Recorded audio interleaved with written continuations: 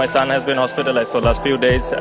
Match সেরা হয়ে উপস্থাপকের কঠিন প্রশ্নের জবাবে নাজমুল হোসেন শান্তকে ধুয়ে দিয়ে একই বললেন মাহমুদুল্লাহ রিয়াদ। দর্শক, এদিন বিপিএল 2025-এর প্রথম ম্যাচে খেলতে নেমেছিল ফরচুন বরিশাল বনাম দুর্বার রাজশাহী। টসে হেরে দুর্বার রাজশাহী আগে ব্যাট করতে নেমে নির্ধারিত 20 ওভার শেষে 3 উইকেট হারিয়ে 198 রানের টার্গেট দেয় ফরচুন বরিশালকে।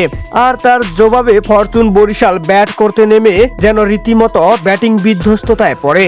ওপেনিংয়ে নামে নাজমুল হোসেন শান্ত ও তামিম ইকবাল, যেখানে নাজমুল হোসেন শান্ত এবারের উদ্বোধনী ম্যাচের প্রথম বলেই এলপিডব্লিউর ফাঁদে পড়ে ডাক মেরে ফিরেন প্যাভিলিয়নে, যেখানে জাতীয় দলে দীর্ঘদিন থেকেই তিনি ফর্মহীনতায় ভুগছেন। জাতীয় দলে একের পর এক ডাক মেরে হতাশ হয়ে শেষ পর্যন্ত ইনজুরি নিয়েই দীর্ঘদিন পর্যন্ত মাঠের বাইরে ছিলেন নাজমুল হোসেন শান্ত। তবে দীর্ঘদিন পর ফিরে এসে আবারও সেই বিপিএলে ডাক মেরেই যেন প্যাভিলিয়নে ফিরতে হলো তাকে। তাই তো ম্যাচ শেষে উপস্থাপকের প্রশ্নের জবাবে মাহমুদুল্লাহ রিয়াদ বলেন, আমাদের শুরুটা ভালো হয়নি। নাজমুল হোসেন শান্ত ও তামিম ইকবালের আজ ব্যাটিং ব্যর্থতার কারণে শুরুতেই দলের জন্য একটা চ্যালেঞ্জ হয়ে দাঁড়ায়। সেখান থেকে ফিরে এসে দলকে জিতানো কঠিন মনে হয়েছিল। যা হোক, আমরা জিতেছি, আলহামদুলিল্লাহ।